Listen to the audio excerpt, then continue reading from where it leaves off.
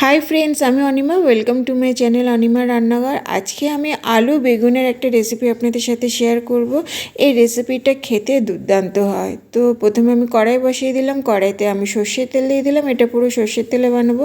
আলুগুলোকে আমি একটু মোটা সাইজে লম্বা লম্বা করে কেটে রেখেছি। তো আলুগুলোকে আমি প্রথমে ফ্রাই করে নেব। এর মধ্যে অল্প একটু লবণ দিয়ে দিলাম। আলুগুলোকে আমি একদম ডিপ করে ভাজবো না, হালকা ব্রাউন করে ভাজবো। দেখুন আমার আলুগুলো সব ফ্রাই করা হয়ে গেছে। এবার আলুগুলোকে আমি উঠিয়ে রেখে দেব। এবার ওই তেলের মধ্যে আমি বেগুনগুলোকে ফ্রাই করব। বেগুনগুলো আমি মিডিয়াম সাইজে সব ছোট ছোট করে কেটে রেখে দিয়েছি। বেগুনগুলোকে আমি দিয়ে দিলাম। এর মধ্যে আমি এবার লবণ দেব। লবণটা অল্প করেই দেব যাতে সব বেগুনগুলো ভাজা হয়ে যায়। আর দিলাম হলদি পাউডার, দিয়ে ভালো করে নাড়াচাড়া করে দিলাম। তো বেগুনটাকেও আমি লাল লাল করে ফ্রাই করব। তো এই রেসিপিটা আমি পুরো নিরামিষভাবে বানাবো। চাইলে এটা আপনারা পেঁয়াজ রসুন দিয়েও বানাতে পারেন, কিন্তু আজকে আমি এটা নিরামিষভাবেই বানাবো। বেগুনগুলো আমার সব ফ্রাই হয়ে গেছে। এবার আমি বেগুনগুলোকে উঠিয়ে রেখে দিলাম।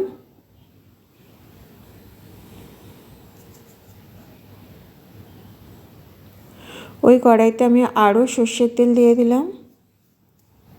ফোড়নে দিলাম শুকনো লঙ্কা, এলাচ আর গোটা জিরে, আর দিলাম 1 চামচ আদা আর কাঁচা লঙ্কার পেস্ট, দিয়ে ভালো করে নাড়াচাড়া করে দিলাম। এবার আমি দুটো বড় সাইজের টমেটো ছোটো ছোটো করে কেটে দিয়ে দিলাম, দিয়ে নাড়াচাড়া করে দিলাম। এর মধ্যে আমি লবণ দিলাম। লবণটা এই জন্য দিলাম যাতে টমেটোগুলো তাড়াতাড়ি সিদ্ধ হয়ে যায়, এবং লবণটা অবশ্যই আপনারা দেখে দেবেন। আর দিলাম হলদি পাউডার। আমি বেগুন ভাজার সময় লবণ দিয়েছি, আলু ভাজার সময়ও লবণ দিয়েছি, তো ওই জন্য যতটা দরকার ততটাই দেবেন। এবার গুঁড়ো মশলা আমি 1/2 চামচ জিরে গুঁড়ো, 1/2 চামচ ধনে গুঁড়ো আর 1/2 চামচ লঙ্কা গুঁড়ো পাউডার অ্যাড করলাম। করে এটাকে এবার ভালোভাবে আমি মশলাটাকে কষাবো।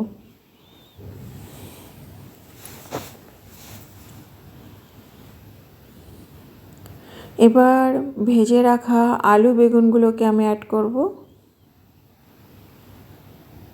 এই সময় গ্যাসের ফ্লেমটা লোতে থাকবে এবং ভালোভাবে ধীরে ধীরে এটাকে কষাতে হবে।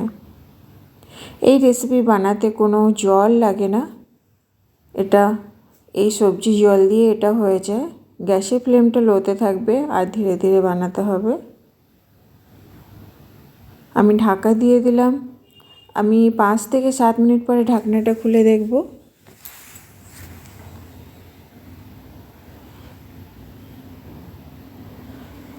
দেখুন আলু বেগুন সব সিদ্ধ হয়ে গেছে। তো আমার এই রেসিপিটা প্রায় রেডি। দেখুন আলুগুলো পুরো সিদ্ধ হয়ে গেছে। এর মধ্যে কিন্তু আমি কোনো জল ইউজ করিনি।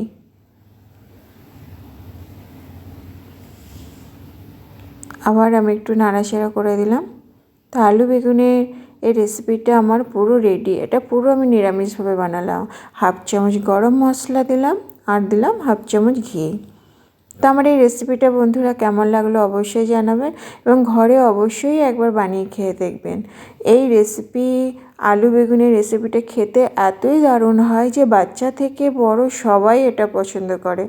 এই রেসিপি দিয়ে আপনি রুটি পরোটা লুচি সবার সাথে খেতে পারেন, এবং ডাল চাওয়াল আর এই আলু বেগুনে যদি সবজি থাকে তো আর কিছুই লাগে না। তো চলো tata, bye bye, have a nice day.